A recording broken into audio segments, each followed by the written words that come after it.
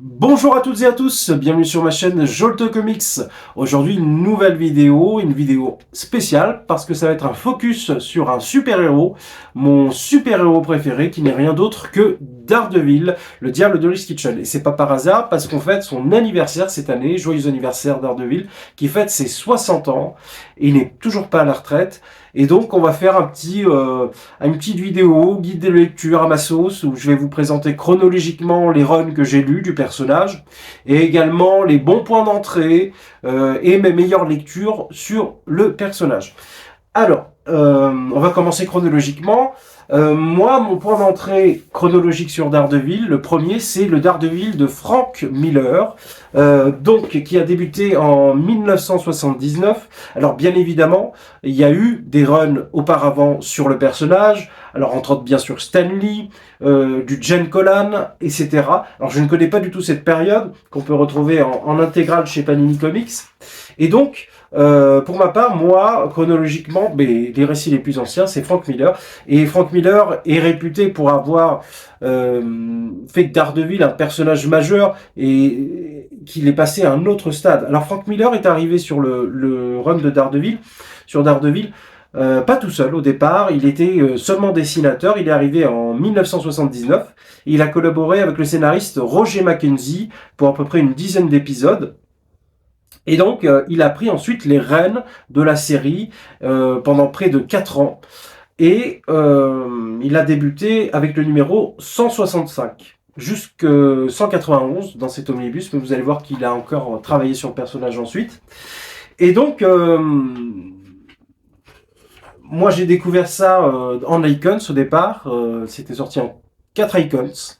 Alors ils sont certainement encore trouvables en occasion, ça doit être sorti également en intégrale. Et le run de Frank Miller qui a été fondateur dans le personnage, qui a posé les bases de la noirceur chez ce personnage, de ses questionnements moraux, et beaucoup de thématiques qu'on va retrouver dans les runs qui vont s'en suivre. Et donc lui, il va arriver, Frank Miller, sur les numéros avec Roger McKenzie à partir de mai 1979. Et lui, il va terminer cette première partie de run en février 1983. Donc voilà, on est presque sur 4 ans de boulot. Donc c'est assez exceptionnel. Et donc le début avec Roger McKenzie, il faut un petit peu de temps pour rentrer dedans. On voit que c'est une autre narration, mais c'est toutefois intéressant. Mais on voit qu'il y a un gap qui est effectué à partir du numéro 65, où Frank Miller prend les rênes du scénario, et petit à petit, il va se démarquer de Roger McKenzie, et il va créer son lore à lui, il va créer tout le personnage d'Electra, qui va être essentiel dans son run. Et déjà au dessin, on retrouve un Frank Miller, mais qui était au top de sa forme. Je vais vous retrouver quelques planches que j'ai adorées dans ce run. Et voilà, Frank Miller pose ses bases, crée Electra, fait de Bullseye un méchant essentiel, un méchant terrifiant. Mais Matt Murdock, alias Daredevil, face à des questionnements moraux, face à ses doutes, face à la justice, il y a beaucoup de thématiques qui sont liées à l'époque aussi, la présence de la drogue dans les rues de New York, la jeunesse les enfants, les adolescents qui sont des camés, la criminalité, la mafia. On voit bien évidemment le caïd, qui va être essentiel à l'histoire, comme un méchant, un némésis, étant un marionnettiste et gérant tous les vilains sans se faire jamais pincer. Ce qu'il a comme point en commun avec Lex Luthor, par exemple, chez Superman. Et donc beaucoup de choses. Ça peut se rapprocher pour ceux qui ont vu la série Daredevil sur Netflix. On voit que c'est beaucoup inspiré du run de Frank Miller, et donc on retrouve beaucoup de scènes, même case par case, quoi, finalement. Hein. On suit vraiment le scénario dans la série de certains numéros de Frank Miller. Et moi, j'ai adoré, hein. C'est juste exceptionnel. C'est juste une masterclass. Frank Miller rentre dans l'univers des comics de la plus belle des manières, sur un personnage qui ne connaissait pas vraiment. On le voit dans la postface qui est vachement intéressante, qui est une interview croisée avec Klaus Johnson, qui est son coloriste depuis toujours, et qui est essentiel à son travail. Klaus Johnson qui fait l'ancrage et qui fait les couleurs également sur certains épisodes, et qu'on voit également au dessin dans quelques épisodes, et c'est un binôme qui fonctionne ensemble. Sur le dessin, on voit que le travail des ombres, il est juste dingue. Le sens du détail, et puis la mise en scène, c'est très cinématographique. Et on va voir dans l'avenir des œuvres de Frank Miller que oui, il a cette patte cinématographique, il s'en cache pas. Il est inspiré de beaucoup de réalisateurs de cinéma. Et lui, il revendique ça. Et même, il trouve que le comics a quelque chose de merveilleux, c'est qu'il n'y a pas de problème de budget. S'ils veulent faire un building de, je sais pas moi, 500 mètres, 600 mètres, il peut le faire. S'il veut faire voler des gens, il peut le faire. Et ça, il le dit très bien dans la postface, qui est vachement intéressant. Voilà, c'est juste... mais pour moi, majeur chez le personnage de Daredevil, ce run. Alors, est-ce que c'est un bon point d'entrée? Pour moi, non. Ce n'est pas un bon point d'entrée. Tout d'abord parce que la narration peut être un peu lourde. Même si Frank Miller, quand il prend le scénario, c'est quand même très moderne, très fluide, je trouve. Par rapport aux productions de ces époques-là. On est quand même début des années 80. Il faut s'en rendre compte, mais c'est tellement moderne. Je pense que à l'époque, ceux qui ont lu ça, issue par issue, numéro par numéro, alors c'était peut-être tous les 2 mois que ça sortait, ça devait être incroyable. Parce que c'était sombre, c'est du pur polar. Et on voit dans quelques épisodes que il adore ça, il adore ce genre. Et on voit quelques bribes de ce que va devenir l'un des polars majeurs dans l'univers des comics, qui est Sin City. On voit tout ça, on voit l'évolution de Frank Miller au dessin et au scénario, on sent qu'il prend du galon et qu'il s'améliore de numéro en numéro. Son lore, il a une idée, il a un projet avec Elektra, avec le personnage de Daredevil.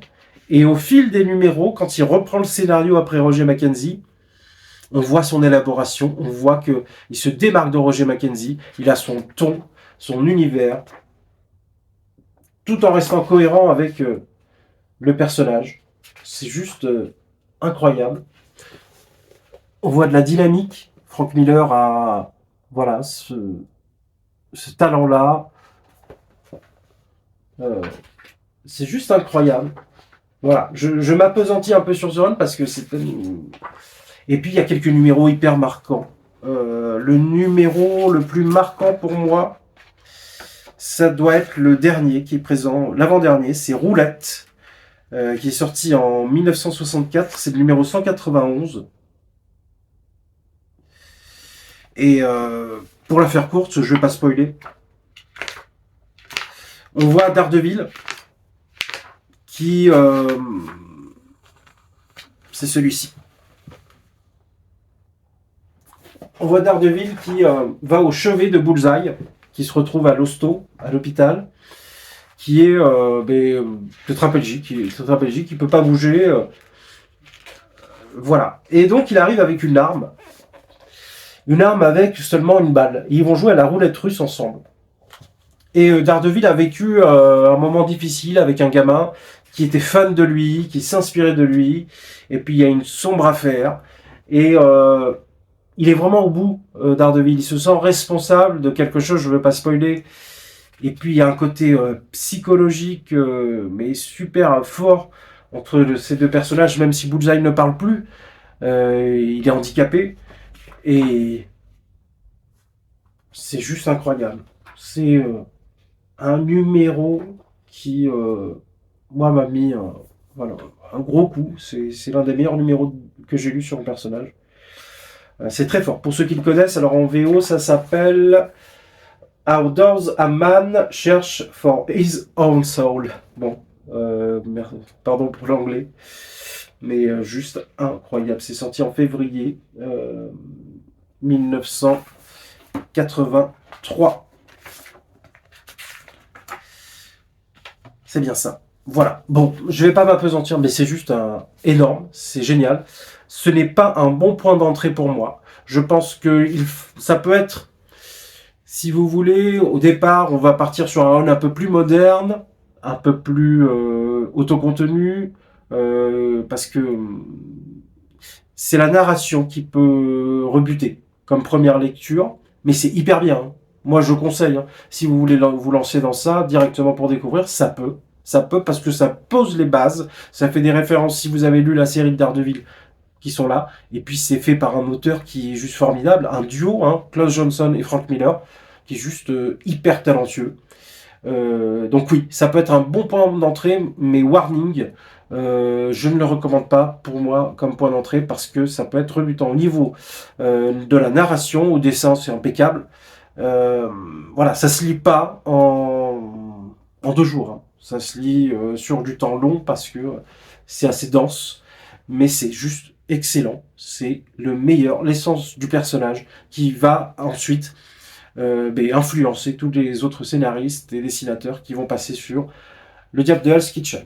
On va continuer, parce qu'on pourrait faire une vidéo tout simplement par run ou mini-série. Et donc là, on reste toujours chez Frank Miller, parce que Frank Miller a délaissé un peu le personnage pour aller sur d'autres voies, chez DC par exemple. Et il est quand même revenu sur le personnage de temps en temps. Entre autres avec Daredevil Renaissance. Et également L'Homme sans peur. Voilà, qui sont sortis tous les deux en must-have, qui sont des récits autocontenus qu'on peut lire comme ça. Ça, c'est des bons points d'entrée. Ça, c'est des recommandations pour des premières lectures, pour découvrir le personnage. C'est du Frank Miller.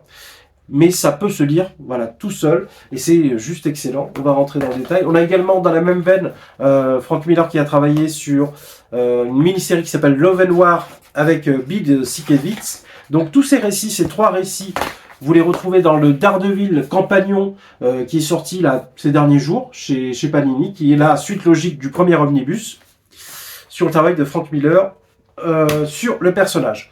Donc, chronologiquement, L'Homme sans peur est un peu plus récent, puisqu'il est sorti en 1993, et celui-ci en 1986. Et donc, Frank Miller qui revient sur Daredevil Renaissance, Daredevil Born Again en VO, en 1986, avec son comparse David Mazzucchelli, qu'on retrouvera également ensemble sur la série Batman Year One. Donc Daredevil Renaissance, ça peut être un bon point d'entrée. Oui, car c'est super intéressant, c'est un super récit, c'est auto-contenu, et ça va parler finalement de la déchéance du personnage de Matt Murdock et Daredevil.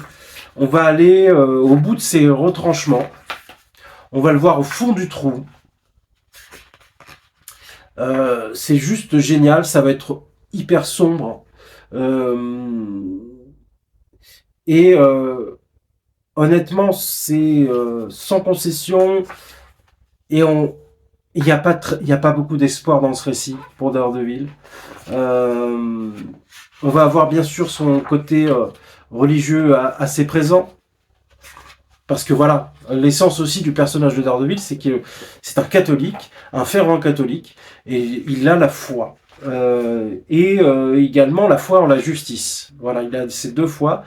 Et c'est pour ça que ces questionnements moraux vont être régulièrement remis en doute, parce qu'à la fois, il veut faire la justice comme un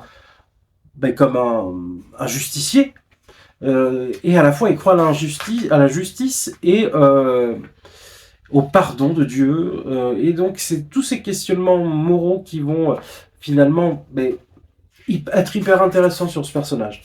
Donc Daredevil Renaissance, c'est vraiment un Daredevil au fond du trou. C'est hyper bien, je veux pas vous spoiler, mais c'est juste excellent. C'est l'un des must-have, c'est le cas de le dire, sur le personnage. Ça peut être un bon point d'entrée, mais on va dire qu'on commence un peu par la fin, quoi. C'est un peu le Dark Knight Returns de Daredevil, en quelque sorte, mais c'est hyper bon, et c'est dans la continuité du personnage de Frank Miller, du run de Frank Miller sur Daredevil, car il est revenu après, c'est en 86.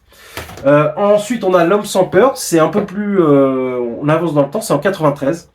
Donc Frank Miller fait un dernier tour avec le personnage dans cette série, dans cette mini-série en 5, The Man Without Fear, où là, on va revenir sur ses origines.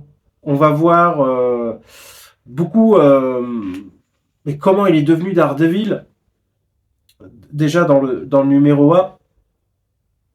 Et on va finalement voir son évolution de comment il est devenu aveugle, ses pouvoirs, l'évolution de ses pouvoirs, et puis ses débuts en tant que justicier.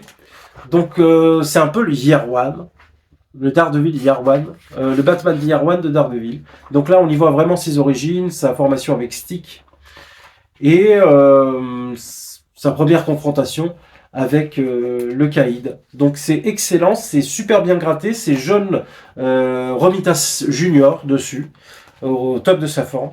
Donc ça, c'est les origines de Daredevil. Donc là, si vous voulez, entre ces deux récits, vous avez les origines et la fin, entre guillemets, du personnage, même si c'est voilà, l'un des récits les plus obscurs, les plus grim and gritty du personnage. Et celui-là, c'est vraiment les origines. Donc ça fait un bon binôme, ça fait un bon combo.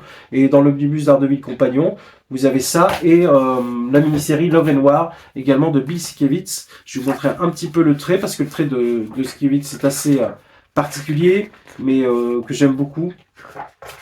Un petit côté de Dave McKean, mais c'est une référence, voilà. Un petit peu pour le trait qui va se concentrer sur le Caïd. Voilà. Donc, ouais, je recommande complètement ça pour débuter. Voilà. C'est pas moderne, mais c'est juste des classiques, de chez classique, du personnage de Daredevil. Donc ça, c'est des grosses recos. C'est excellent. De manière chronologique, ensuite, on va passer au Daredevil d'Ann Nocenti. Alors, un peu moins connu, un peu plus méconnu. Ann Nocenti et John Romita Jr. Donc, Ann Nocenti, elle est arrivée sur le personnage. C'est pas très éloigné de Frank Miller, mais elle est arrivée en janvier 1988. Il y a eu quelques numéros avant avec Steve Englehart. Voilà, mais il n'y a personne qui est resté très longtemps sur le personnage. Et Ann Nocenti, elle va prendre le run, tout d'abord toute seule, et puis elle va rester près de 4 ans. Donc là, elle va travailler avec un autre dessinateur au départ, et puis John Romita Jr. va arriver sur le numéro 250, et va s'en suivre voilà, 4 ans de collaboration.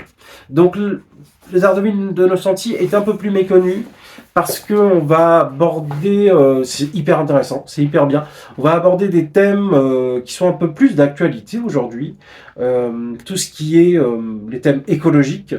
On a un premier numéro qui commence sur la bombe nucléaire, le numéro 250, sur l'histoire de la bombe nucléaire, l'impact de la création de la bombe nucléaire. Donc ça pourrait voilà, faire des références modernes, actuelles. On a eu le film Oppenheimer, et puis la question est vraiment revenue sur la table du nucléaire. C'est hyper intéressant, parce que c'est vu sous le prisme des enfants, et on démarre vraiment bien ce run de cette manière. Et puis on va aborder voilà, plein de la sauvegarde de notre écosystème.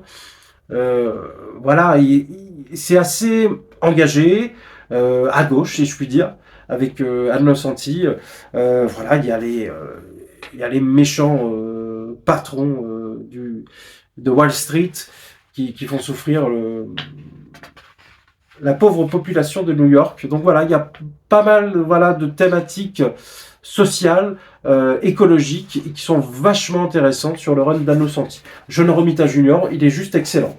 Alors, ce n'est pas du tout un run que je recommande pour débuter, c'est plus quand on a un peu de bagage sur le personnage, on peut se lancer dessus. D'ailleurs, c'est compliqué de se le procurer parce qu'il était sorti en Icons. D'ailleurs, il n'est pas complet parce qu'il y a la première partie d'Ann Nocenti qu'elle avait fait sans John Romita Jr. qui n'est pas présent. Et voilà, mais c'est très bien pour un approfondissement sur le personnage. C'est pas le meilleur run, mais ça a des très bonnes idées. Et puis ça fait un pas de côté sur le personnage. On s'entend de Frank Miller. On voit Daredevil sous un autre angle, mais c'est hyper intéressant. Sorti en 2 volumes. Le deuxième est là chez Panini dans la collection Icon si vous le trouvez d'occasion. Ensuite, on a eu en VF. On n'a pas grand chose entre 91 et 98, mais dernièrement est sorti Daredevil d'échéance de Chichester, avec pas mal de dessinateurs dont Scott McDaniel. Donc ça c'est sorti en Epic Collection et ça rassemble les épisodes 319 à 332 sur le personnage et l'annuel 10. Voilà, donc là on est en 1993 pour la majorité des numéros, 93-94. Donc voilà, Nocenti a terminé son run en 1990. Donc voilà, il y a eu quand même une petite période où je ne sais pas ce qui s'est passé, pour tout vous avouer. Je pense que Chichester était déjà présent avant, une bonne partie, depuis peut-être 92.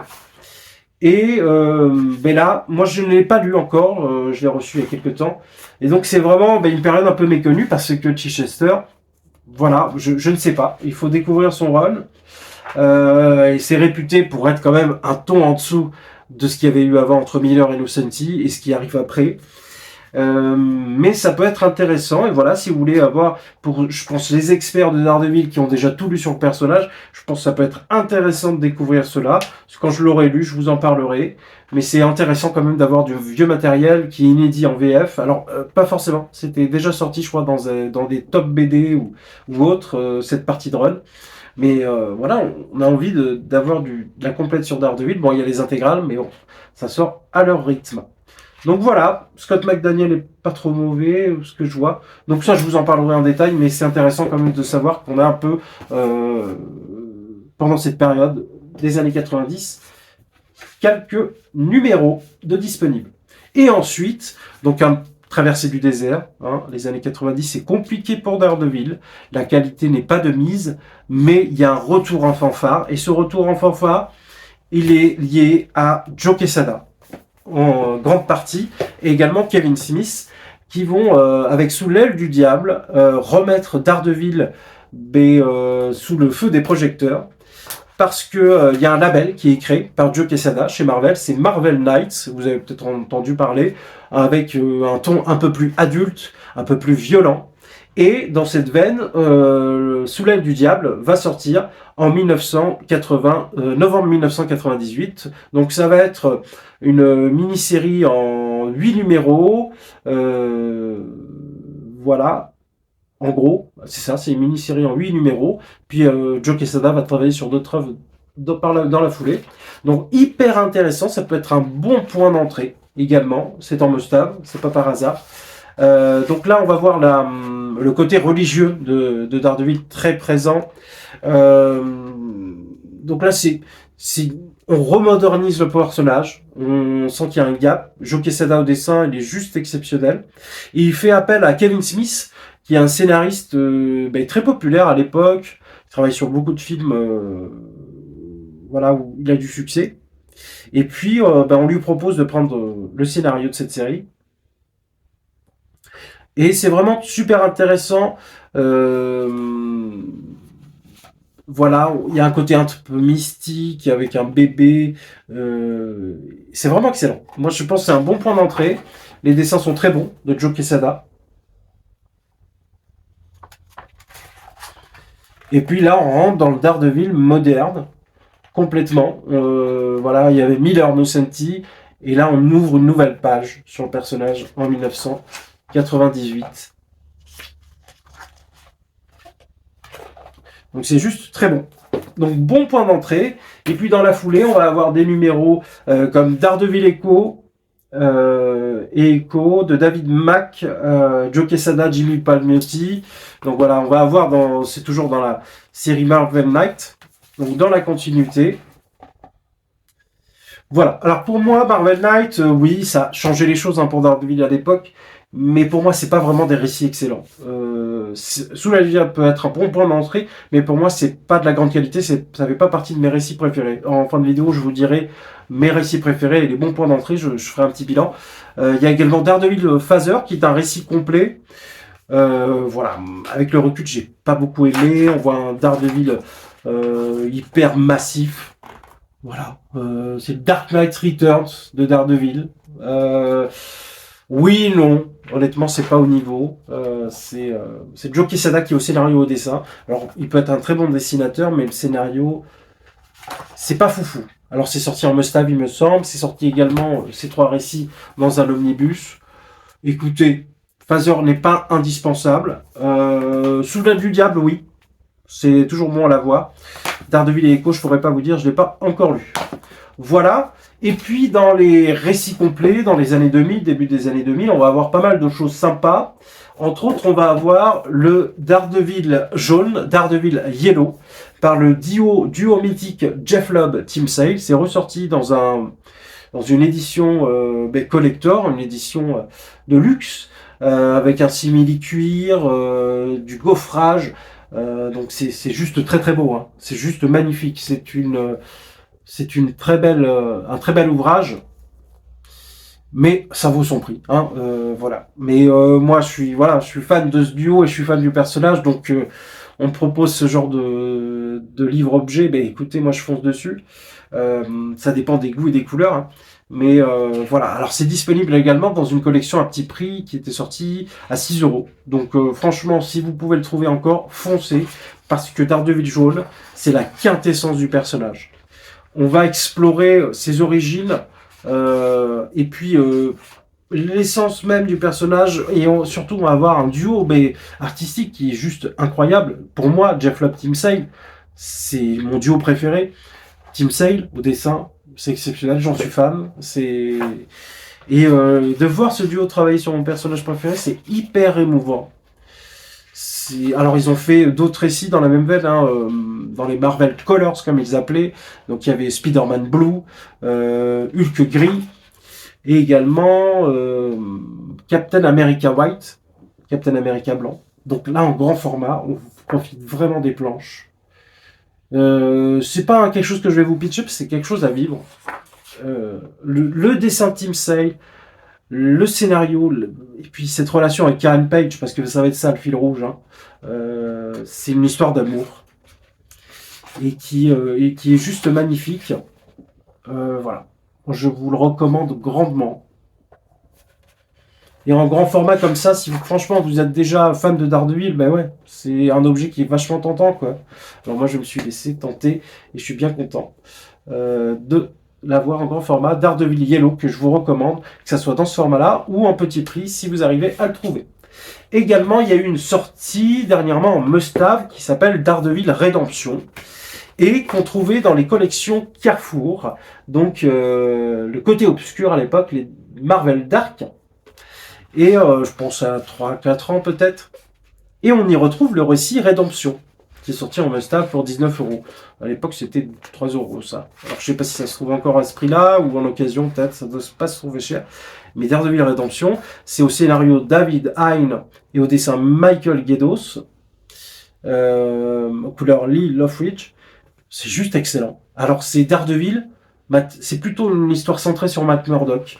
On va voir un Matt Murdock qui va se retrouver dans la cambrousse américaine, avec un peu les rebuts de la société, des gens intellectuellement, c'est un peu méchant de dire ça, mais des campagnards américains. On pourrait se retrouver au Texas. Alors je ne sais plus si c'est au Texas, mais il va y avoir une sombre affaire dans un petit village, une histoire de meurtre, où des adolescents vont être désignés coupables. Et ça va être une affaire, ça va être une enquête, où il va défendre ces adolescents, et un en particulier, qui va être balancé par ses petits copains, hein, hyper vite fait. Puis il y a de l'ésotérisme, il y a des formes de sectes, il y a beaucoup de choses intéressantes, c'est hyper sombre, que ce soit au dessin ou sur l'histoire. C'est vachement intéressant. C'est centré sur Matt Murdock. Moi, je trouve que c'est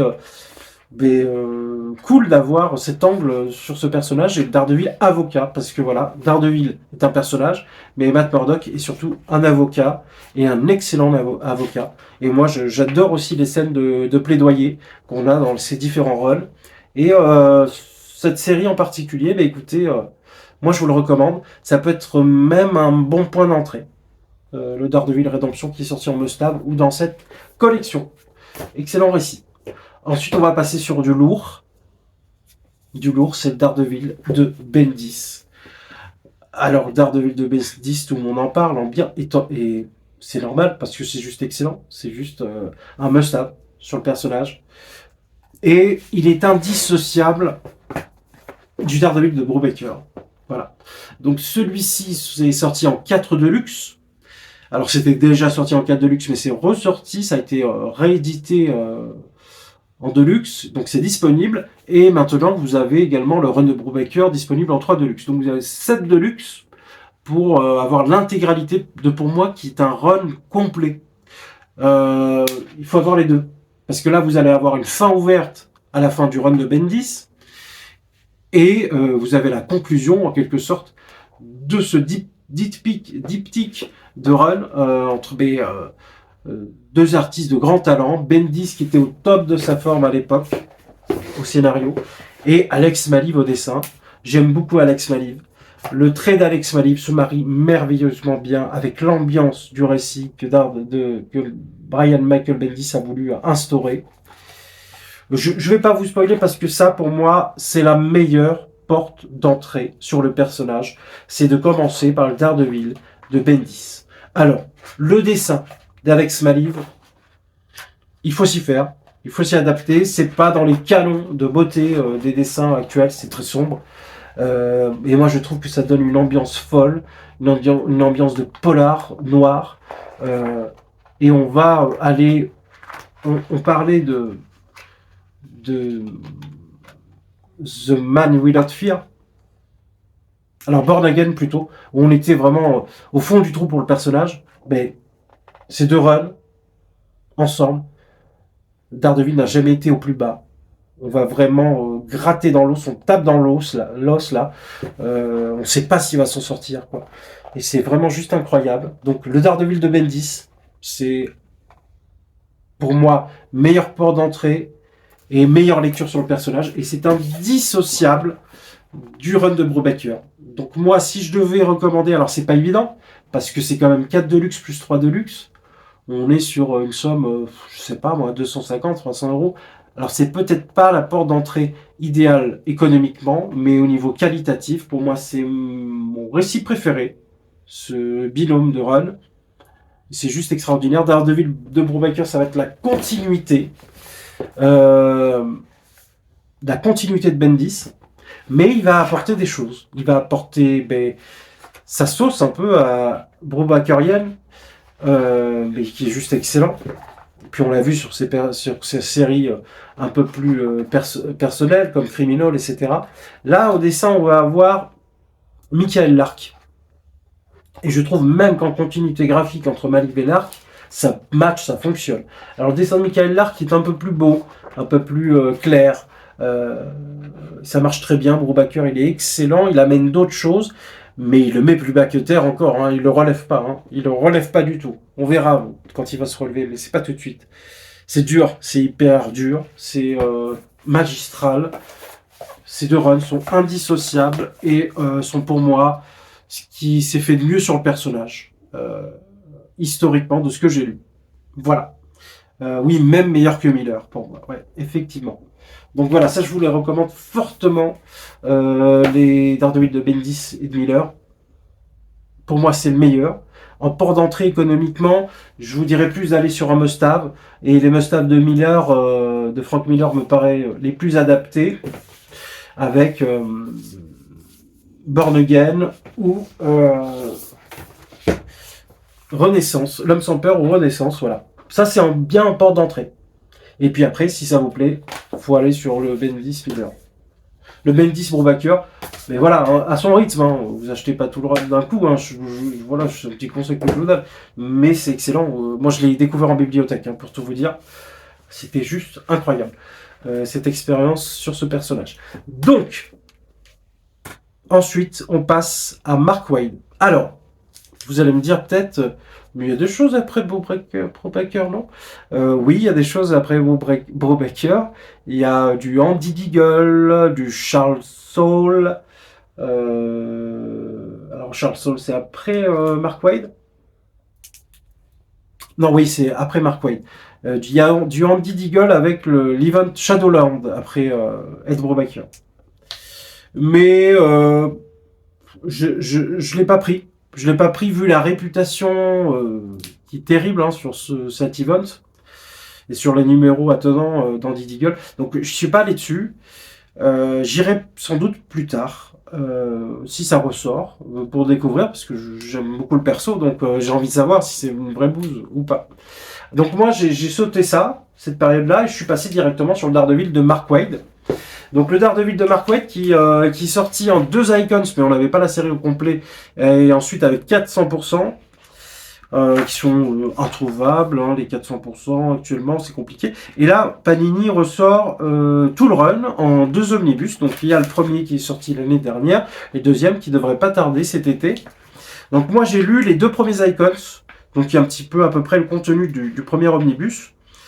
Et c'est vraiment très bon. C'est autre chose. Mark Waid prend un autre angle. Et au départ, on est sur un Daredevil lumineux, un peu plus joyeux.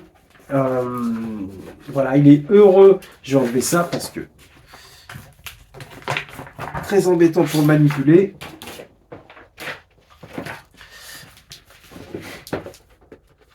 Voilà, on est sur un Daredevil lumineux, avec de la joie de vivre, et puis le dessin, pour débuter, de Paolo Rivera et Marcos Martin dans ce run. Et puis on va voir également du Chris Samney, qui est juste excellent. Et puis il apporte ça aussi, il y a un teint un peu printanier, automnal, qui marche bien, qui matche bien. Et au départ, bon, on voit un Daredevil qui est heureux, qui vit ses petites aventures, son amitié avec Foggy, etc. C'est bien, c'est cool. Mais on va voir que c'est beaucoup plus sombre que ça ne l'est. On va voir des choses un peu terribles avec son père. Il va avoir un peu de mystique. C'est hyper frais, c'est hyper rafraîchissant. Ça fait du bien, ça fait une petite respiration après ce qui s'est passé avec Bendis et Brubaker. Donc moi, en porte d'entrée, pas forcément. Parce que il y a tellement de choses qui sont arrivées avant et auxquelles on fait référence, surtout dans le Daredevil de Bendis Brubaker, que non. Après, c'est super bien après Bendis Brubaker parce que ça permet de respirer. C'est des aventures qui sont sympathiques au départ et puis tout doucement ça s'assombrit. Et ce qui est intéressant, c'est qu'on va voir Daredevil partir un petit peu de New York. On va le voir affronter Doctor Doom, en Latverie. Voilà, vachement plein de choses intéressantes dans ce run. J'y reviendrai peut-être plus en détail parce qu'on tournera la complète. Mais moi j'ai beaucoup aimé la première partie en tous les cas. Et puis j'ai hâte de découvrir la conclusion.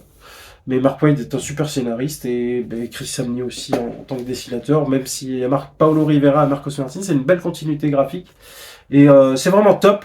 Donc ça, c'est un peu plus pour les gens qui ont déjà lu. C'est une étape d'après. C'est comme le Frank Miller. Voilà, faut mieux commencer par des must-have et également le run de Bendis et Brubaker. Et puis on va parler d'un autre run après. Mais voilà, Daredevil de Mark Waid, c'est très très bon aussi. Alors vous voyez, il n'y a pas beaucoup de bouse. Hein. Je veux dire, Daredevil a été super bien servi au niveau artistique, avec des équipes artistiques de folie à chaque fois, du grand talent, et il a été bien servi dans la qualité, dans la majorité du temps, avec des runs de grande qualité. Donc, si vous voulez, vous pouvez partir sur n'importe quelle série, même du Waid, même du Miller, du Bendis, du Brubaker, du Quesada, ça va être bon, et ça va être un bon point d'entrée. Après, vous raccrocherez les wagons après. Voilà, ensuite on a eu du Charles Soule, il me semble. Dites-moi si je me trompe. Hein. Et il y avait un tome de Jed McKay qui s'appelle Daredevil l'homme sans peur, que j'avais lu en médiathèque, et qui fait finalement un stop à ensemble, qui remet les choses en place, et qui nous ouvre le run le plus moderne, le plus récent qu'on a eu en VF, qui est le run de Chip Zdarsky, qui travaille dans la majorité du temps avec Marco Checchetto. Alors c'est sorti en 700% au départ. Il y a eu l'Event Devil's Reign qui est sorti en softcover, hardcover avec tous les tie-ins en 3 volumes. Et ensuite on a eu 3 volumes pour terminer. C'était une relance après Devil's Reign. Et écoutez, je l'ai fini il n'y a pas très longtemps. Et bilan plutôt mitigé sur le run de Chip Zdarsky. Ça démarre juste hyper bien. Les premiers volumes, que ce soit le premier, là on en prend plein la vue avec Marco Checchetto, qui est juste incroyable. Chip Zdarsky qui met un côté bien urbain, parce que ça commence par un drame finalement. Daredevil tue quelqu'un, tue un criminel. Et voilà, il est plus bas que terre. Magnifique, n'est-ce pas? Donc voilà, c'est juste incroyable. Le début est fort, très costaud, dans un ton bien urbain, avec les dessins de Marco Checchetto qui vont bien. Et dès le tome 2, on change de dessinateur, donc déjà ça casse un peu le délire. Et puis, s'ensuit, voilà, un côté urbain qui est très bon jusqu'à Devil's Reign. C'est vraiment excellent jusqu'à Devil's Reign.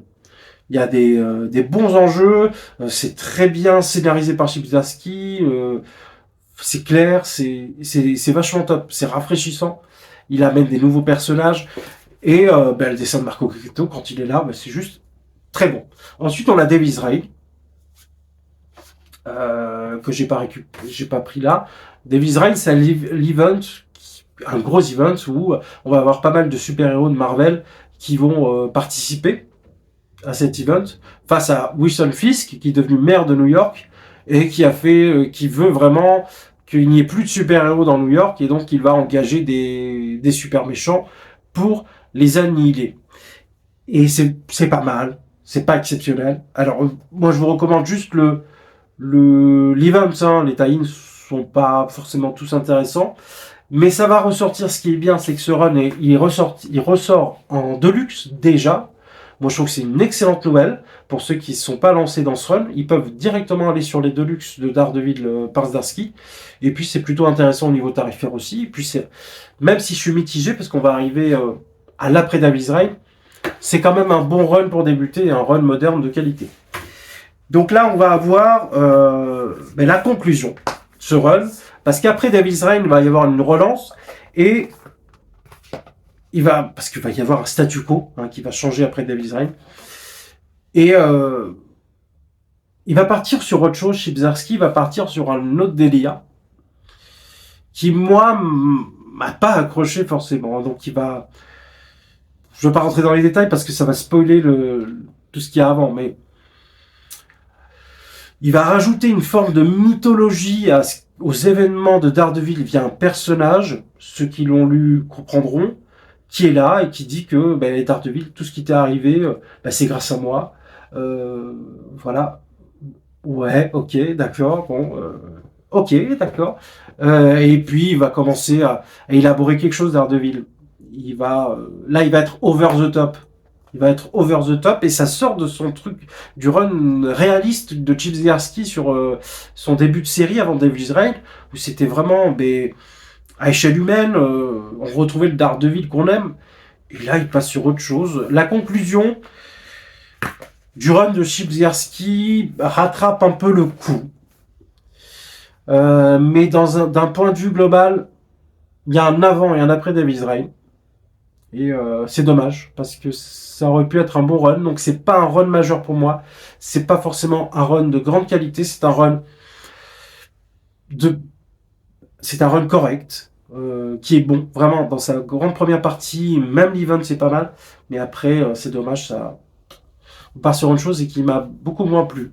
Mais là, les Deluxe ressortent de Chip Zdarsky, c'est un bon point d'entrée, ça c'est vraiment l'avantage, c'est correct comme run. Mais après, peut-être il faut que le temps que je le digère avec le temps, mais comparer avec du Miller, avec du Bendis Brubaker, ou même du Mark Wade, c'est vrai que la comparaison, voilà.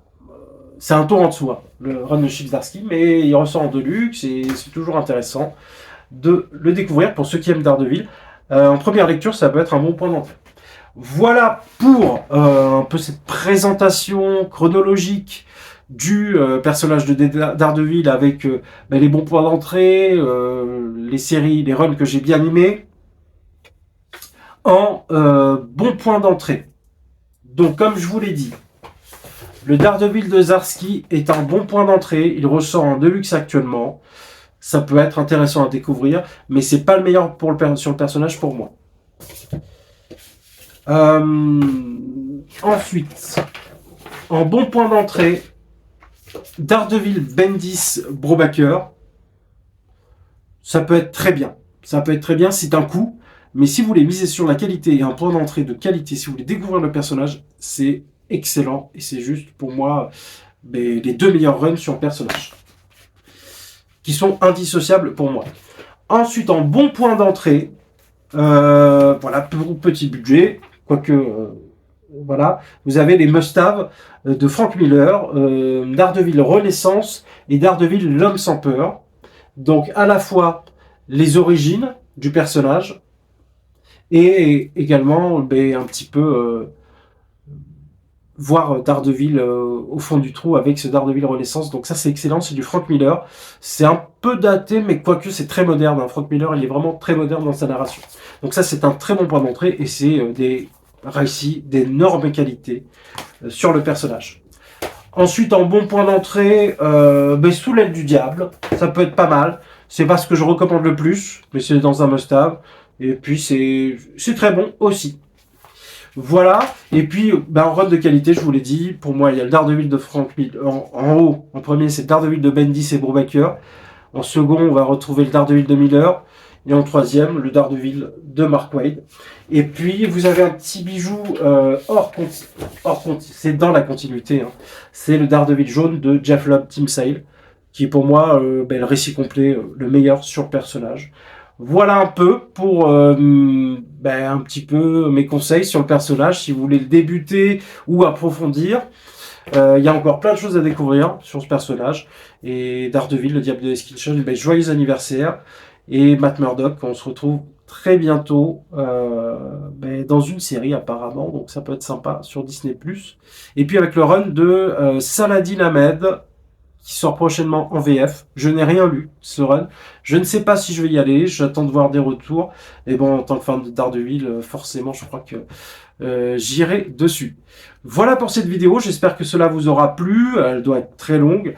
Je m'en excuse. N'hésitez pas à me dire en commentaire ce que vous en avez pensé. Et surtout, me dire quels sont vos meilleurs récits sur Daredevil, d'après vous. Les bons points d'entrée. Voilà, si j'ai fait des erreurs, parce que j'ai pu faire des erreurs dans la chronologie. Voilà, dites-moi tout ça en commentaire. Nous, on se retrouve très bientôt pour une nouvelle vidéo. Dites-moi ce que vous pensez de ce concept également, d'avoir des focus sur des personnages et qu'on fasse le point sur les meilleurs récits, les bons points d'entrée et l'ordre chronologique. Voilà, nous, on se retrouve très bientôt.